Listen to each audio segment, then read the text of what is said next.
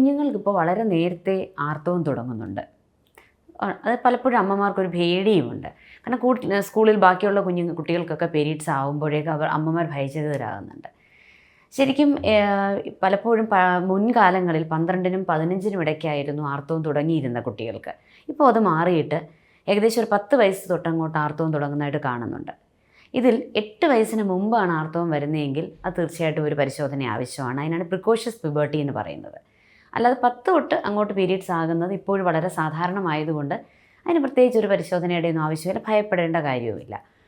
പിന്നെ ഇതിനകത്ത് 2-3 കാര്യങ്ങളുള്ളത്. എപ്പോഴാണ് ഈ ആർത്തവം തുടങ്ങുന്നത് എന്നുള്ളതിനെക്കുറിച്ചും ഒരു ടെൻഷൻ കാണിക്കാറുണ്ട് പലപ്പോഴും. 3 കാര്യങ്ങളുള്ളത്. പ്യൂബർട്ടി അല്ലെങ്കിൽ നമ്മൾ പ്യുബാർക്കി എന്നൊക്കെ പറയും, അതായത് പ്രായപൂർത്തിയാകുക. അത് 3 സ്റ്റേജസ് ആണ് ആൺകുട്ടികൾക്കും ഉണ്ട്, പക്ഷേ പെൺകുട്ടികൾക്ക് 3 സ്റ്റേജസ് ആണ്. ആദ്യം വരുന്നത് അവർക്ക് ബ്രസ്റ്റിൻ്റെ ഡെവലപ്മെൻ്റ് ആണ്. ബ്രസ്റ്റ് ബഡ്ഡിങ് എന്നൊക്കെ പറയും. ചെറിയ രീതിയിൽ സ്തനത്തിന് 2 സ്തനത്തിന് ചെറിയ രീതിയിലൊരു വളർച്ച വരും. അതാണ് ആദ്യത്തെ സ്റ്റേജ് കുഞ്ഞുങ്ങളിൽ. അത് ഏകദേശം ഒരു 8 വയസ്സൊക്കെ ആകുമ്പോൾ തുടങ്ങും. അത് കഴിഞ്ഞ് 2-3 വർഷം കഴിയുമ്പോഴത്തേക്ക് ആർത്തവം വരികയുള്ളൂ. അപ്പോൾ ഈ ബ്രസ്റ്റ് ബഡ്ഡിങ് കണ്ട് നമ്മൾ ഉടനെ ആർത്തവം വരും എന്ന് ചിന്തിക്കേണ്ട ആവശ്യമില്ല. ഇത് കഴിഞ്ഞ് ഒരു വർഷമോ 2 വർഷമോ ഒക്കെ ആകുമ്പോഴേക്കും പ്യുബാർക്കി എന്ന് പറയും. അതായത് അവരുടെ ശരീരത്തിൽ രോമവളർച്ച വരുന്നത്. ജെനിറ്റൽ ഏരിയാസിലൊക്കെ രോമവളർച്ച, കക്ഷത്തിൽ വരാം, അതേപോലെ യോനി ഭാഗത്തൊക്കെ രോമവളർച്ച വരുന്നത്, വയറിൻ്റെ നടുക്കൊക്കെ. ഇത്തരം രോമവളർച്ച വന്നു കഴിഞ്ഞ് ഒരു വർഷമോ 1-2 വർഷമോ ഒക്കെ ആകുമ്പോഴേക്കും ആർത്തവം തുടങ്ങുന്നത്.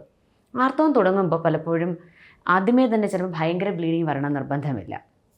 ചിലപ്പോൾ ഒരു ചെറിയൊരു ബ്രൗൺ ഡിസ്ചാർജ് ആയിട്ടൊക്കെ ആയിരിക്കും ആദ്യം തുടങ്ങുന്നത്. പിന്നെ 2 ദിവസം കഴിയുമ്പോഴായിരിക്കും ബ്ലീഡിങ് ആയിട്ട് വരുന്നത്. ചില കുട്ടികൾക്ക് അമിതമായ ബ്ലീഡിങ് വരാനും സാധ്യതയുണ്ട്. ചില കുട്ടികൾക്ക് ചെറിയ രീതിയിലുള്ള ബ്ലീഡിങ് വന്നു പോകത്തേ ഉള്ളൂ. അപ്പോൾ ഇതേതായാലും അതിൻ്റേതായ ഒരു സംരക്ഷണം ആ കുട്ടികൾക്ക് ആ സമയത്ത് കൊടുത്താൽ മതിയാവും. അതുപോലെ തന്നെ ആർത്തവ ശുചിത്വത്തെക്കുറിച്ചും അവർക്ക് അപ്പോഴേ തന്നെ പറഞ്ഞ് മനസ്സിലാക്കി കൊടുക്കണം. ഇല്ലെങ്കിൽ അവർക്കത് അത്രയും ചെറിയ പ്രായമായതുകൊണ്ട് അതറിയാൻ വയ്യാതെ പല രീതിയിലുള്ള അണുബാധ വരാനുള്ള സാധ്യതയുണ്ട്. അതുപോലെ തന്നെ അവർ മെച്യൂറായി ഇനി അവർക്ക് ഗർഭധാരണത്തിനുള്ള സാധ്യതയുമുണ്ട് എന്നുള്ളതും കൂടെ കുട്ടികൾക്ക് ഒരു സെക്സ് എഡ്യൂക്കേഷൻ കൊടുക്കുന്നത് തീർച്ചയായിട്ടും നല്ലതാണ്.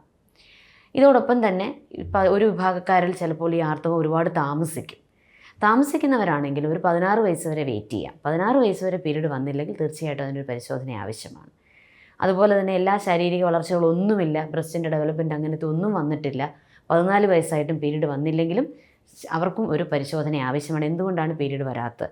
ചിലപ്പോൾ ഗർഭപാത്രം ഇല്ലാതെ അല്ലെങ്കിൽ ഓവറിയുടെ വളർച്ചയില്ലാതെ ഇങ്ങനെ ഒട്ടനവധി പ്രശ്നങ്ങൾ കൊണ്ട് ഇങ്ങനെ പീരീഡ് താമസിക്കുന്ന ആളുകളുമുണ്ട്.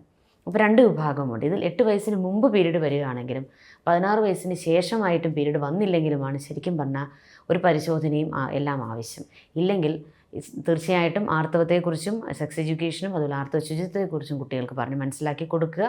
അതേപോലെ നല്ല സമീകൃത ആഹാരം കഴിക്കാൻ ഈ ഒരു കാലഘട്ടത്തിൽ അവരെ പ്രേരിപ്പിക്കുക ഒക്കെ ചെയ്ത് മുമ്പോട്ട് പോയാൽ മാത്രം മതിയാവും. അമിതമായ ബ്ലീഡിങ്ങോ അല്ലെങ്കിൽ അമിതമായ വേദനയോ മറ്റെന്തെങ്കിലും ശാരീരിക പ്രശ്നങ്ങളുണ്ടെങ്കിൽ മാത്രം ശരിക്കും പറഞ്ഞാൽ ഒരു ഡോക്ടറെ സമീപിക്കേണ്ട ആവശ്യമുള്ളൂ.